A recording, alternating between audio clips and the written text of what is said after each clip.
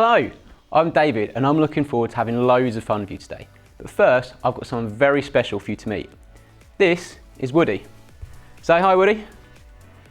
Today, we're going to be meeting firefighters and they're going to have a race with their hoses. And we'll also be learning about the actions for stop, drop and roll. Now, we're going to have a look around a real fire engine. Are you excited? Hello, welcome to our fire station. We're now going to show you around the fire engine. This is what we call our rescue locker. You can see various items of equipment. What we're going to show you today are the cutters.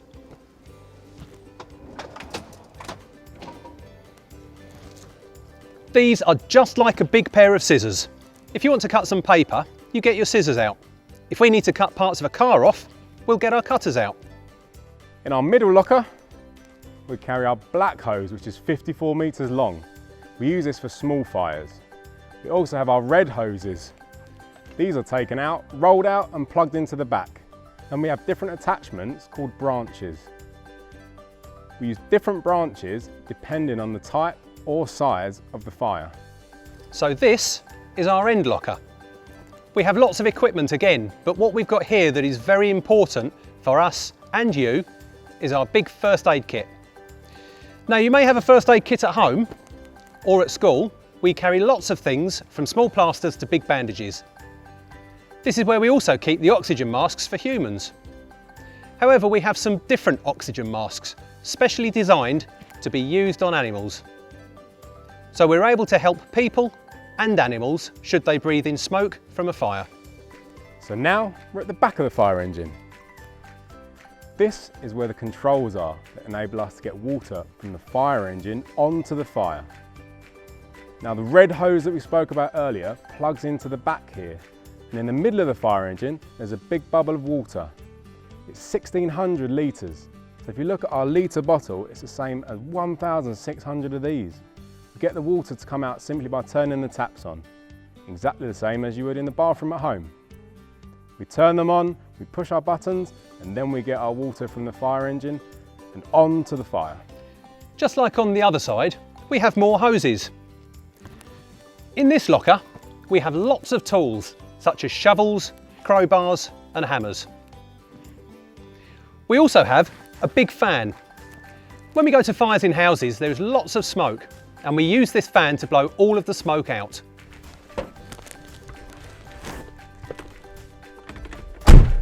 And finally, this is the cab of the fire engine. And this seat is the driver's seat. And we start our journey no different than anyone else should start theirs. And that is by putting our seatbelts on. Once our seatbelts are all on safe and secure, we can then begin our journey. Thanks for coming to have a look around our fire engine. Goodbye. Thanks firefighters Nigel and Luke. We really enjoyed looking around the fire engine. Do you remember what firefighter Luke told us was the first thing we should do when we get into a car? That's right, we put on our seatbelt. Well done. Now, Woody, do you know what you should do if your clothes were to somehow catch fire? Oh, I see. You stop, drop and roll. Loads of people have been sending us videos of themselves having some fun doing the actions, and this will help you remember the 3 important words to keep you safe. Join in as we watch them. So, this is what you do. I'll show you. Stop. Stop. And run. Stop. Stop. Stop. Stop.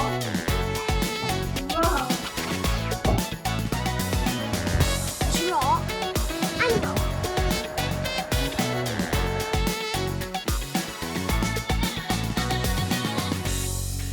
Fantastic. It's great to see so many people that know what to do if their clothes are to catch fire. Stop, drop and roll. We hope you had fun joining in at home. So, now you know what we do if your clothes catch fire. You stop, drop and roll. Fantastic. You're doing so well.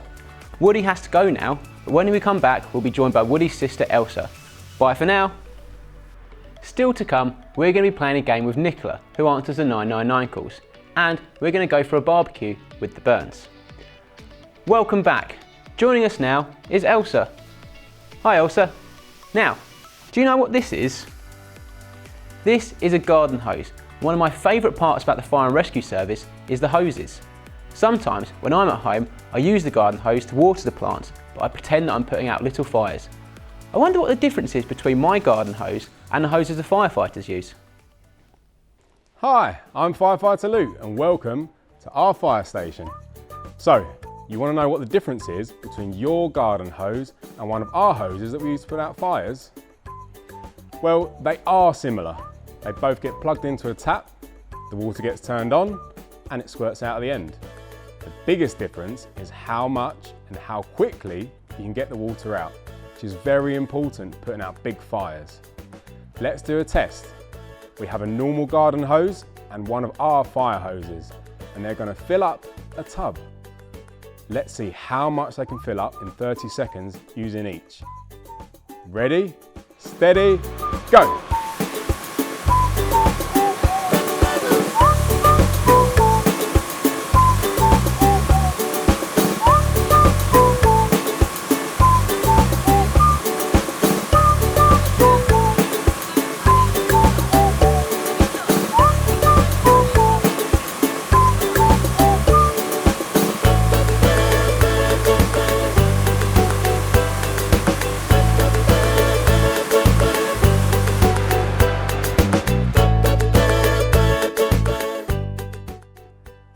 And there we have it. The garden hose managed to fill a little bit of the tub where the fire hose was overflowing in the same time. This is one of the reasons it's so important that if there is a fire at home, you don't try to put it out yourself. Instead, call 999 and get firefighters to come quickly. We've had lots of fun showing you the difference between our hoses and your garden hose. I hope you've had fun too.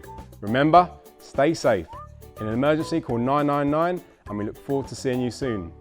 Bye. Wow, what a big difference a garden hose and a firefighting hose has. That was interesting, wasn't it Elsa? What did you learn? That's right, you should never try to put a fire out yourself. It's very dangerous. So what should we do then, Elsa? That's right, if we see a fire, we should get out, stay out and call 999. Elsa, do you know where your calls go when you call 999?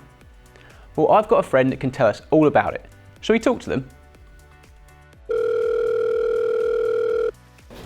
Hi David, hi Elsa. Hi Nicola. Elsa and I were just wondering if you could tell us about what happens when someone calls 999. Sure. The Fire and Rescue Service helps with a lot of different things like fires, car crashes and people that are stuck. So here in the control room we have to get all the information, including what the emergency is and where the emergency is. Because not all fire stations have the same equipment or vehicles, it's important that we know what the problem is. For example, if someone had fallen into the water, we might want to send a fire crew that has a boat. We can also help you before the firefighters arrive. We have a lot of information and understanding and are able to tell you what to do in an emergency.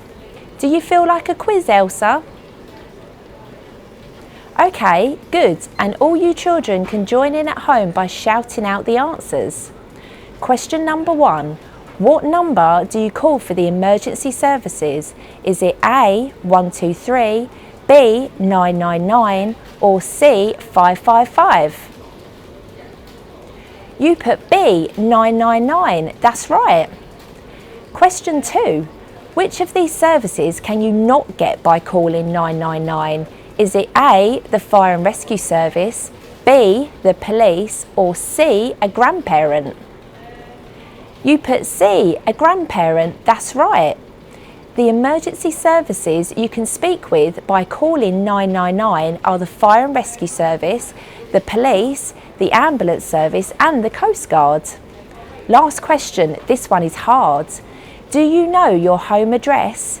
Is it A, yes or B, no? You said B, no.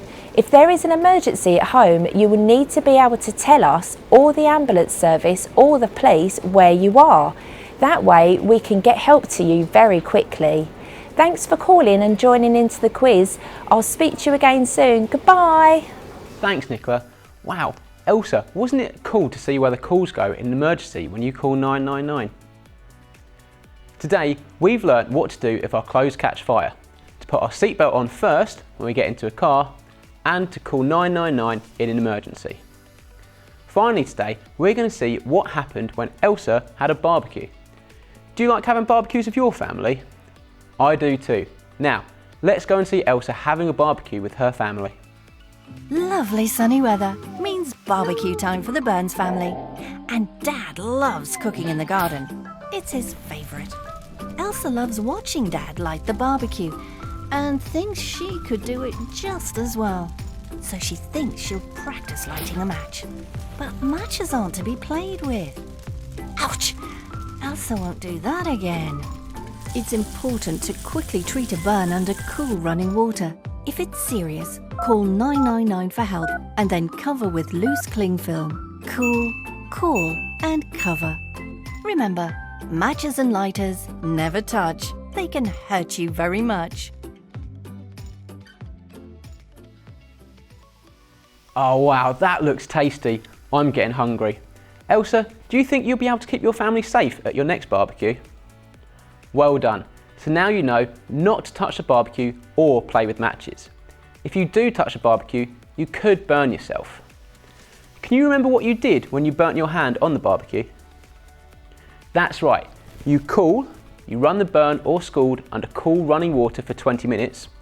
Cool, make sure you call for a grown-up, or in an emergency, call 999 and ask for an ambulance. And then you cover. Once you've run it under cold water for 20 minutes, you get some cling film from the kitchen if you can and cover up the area that you've burnt. Can you remember that? Cool, cool and cover. Well done, you've learnt so much. Thanks for watching. If you want to continue learning, visit the Byrnes family website, where you can collect stamps by answering questions to earn yourself a Chief Fire Officer certificate and learn more about the Byrnes family. That's it for this video, but we'll see you again soon. Goodbye.